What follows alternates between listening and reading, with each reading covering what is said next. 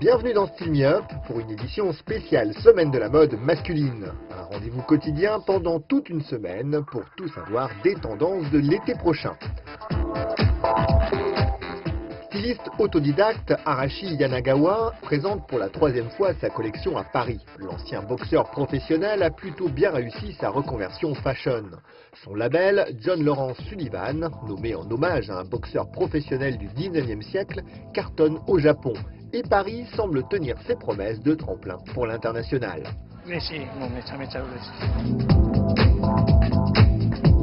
少しずつ良くなってるんですで僕はやっぱりファッションがやりたいのでファッションがやりたいのでどうしてもやはりパリで発表する必要があります。ビジネスをやるのだったらたくさん他のところもいろいろ考えられるけど僕はやはりファッション。 Cette nouvelle collection s'inscrit dans la lignée de celle que nous avions aimée pour l'hiver, une synthèse entre Orient et Occident qui marie esprit tailleur, souci de la coupe et du détail, avec un travail original sur les imprimés qui se mélangent avec audace sans s'entrechoquer. Si la collection de l'été s'inspire de l'Europe et notamment du Bohos, Arashi Yanagawa n'oublie pas ses racines et sa pièce favorite dans cette collection est チラチラしたシルクのツイードがあるんですけど、あれはやっぱりみんな日本の職人が全部手でハンドメイドで作ったもので、本当に1日で10メーターも作れない生地をやはりこういうパリでモダンに見せることができたことは自分としてはとても嬉しいことであるし、そういう日本の伝統とか技術をフランスの人に喜んでもらえたらすごくもっと嬉しい。その話を持って帰りたいです。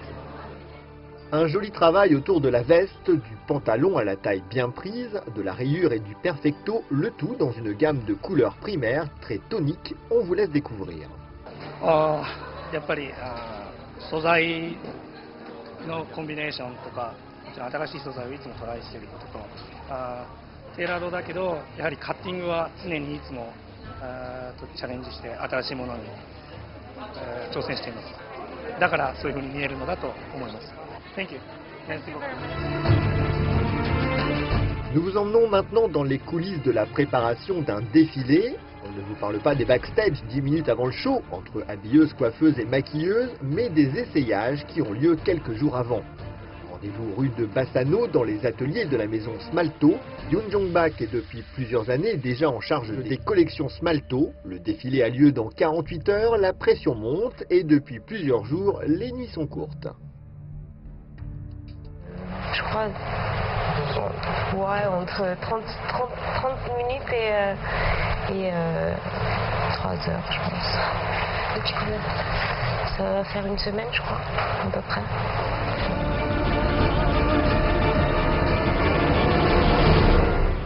Les 20 mannequins qui présenteront la collection samedi sont sélectionnés. Reste à vérifier que chaque tenue corresponde bien à la personnalité de celui qui va l'incarner. Yoon reçoit chacun des mannequins et ajuste les ultimes détails.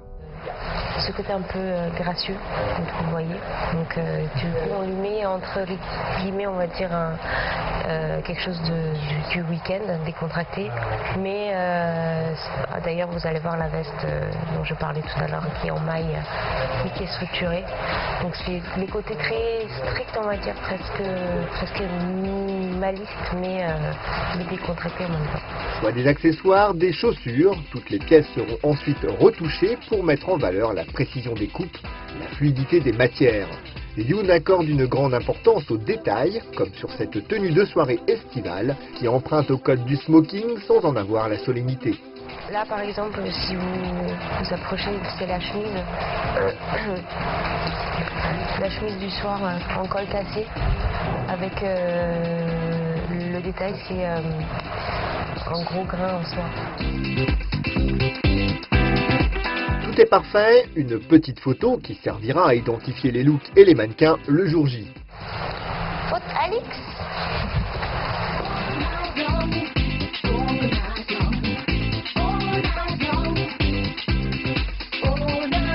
maison classique, Smalto n'en étouffe pas pour autant les fortes personnalités. Youn a fait ses classes dans la maison et cultive sa propre vision d'une mode masculine dans laquelle elle n'hésite pas à instiller une dose de souplesse et de douceur. Sortie de l'école, je suis rentrée dans une maison très traditionnelle, tailleur, etc. J'ai eu la chance de travailler directement avec M. Smalto. Et puis ça a toujours été dès le départ une ambiance très familiale. Donc je sais pas, eu ce côté stress, même si on faisait des nuits blanches parfois, ça n'a jamais été déplaisant. J'ai toujours adoré travailler dans l'équipe presque familiale. Et je pense que c'est comme ça que j'ai appris ou j'ai évolué dans la maison. Surtout aussi parce que j'ai assez rapidement voyagé avec Franck à l'époque, donc dans les usines, etc. Donc c'est comme ça, je pense vraiment que j'ai appris de savoir ce que c'est de travailler en direct avec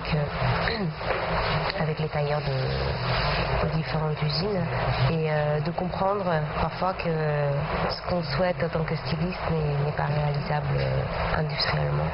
Je pense que l'avantage, entre guillemets, d'être une femme qui travaille dans l'homme, c'est peut-être avoir cet œil pas trop strict, parce que peut-être je me trompe, mais je pense que les hommes ont toujours peut-être un peu plus de tendance de vouloir apparaître plus fort, plus viril, et qu'ils oublient le côté presque sensuel, on va dire. Et je pense qu'en tant que femme, c'est plus simple. Enfin, pour moi, c'est plus ma patte est plus dans la douceur, que ce soit dans la couleur, dans le choix des matières, dans la structure. Notamment là, cette saison, pour la collection, il y a vraiment eu un vrai travail dans l'équilibre de chaque détail. Pas trop pour que ça tape à l'œil, c'est vraiment des détails très discrets, mais il faut s'approcher, il faut prendre le temps de regarder les différents détails. Allez Youn, on vous laisse travailler, rendez-vous sur le défilé. Yohan Serfaty signe pour White Project, une collection en noir et blanc étonnante ou plutôt déroutante. Dans cette grande pièce blanche avec pour seul décor des lits à barreaux, les mannequins déambulent masqués dans des uniformes très structurés, presque découpés au scalpel.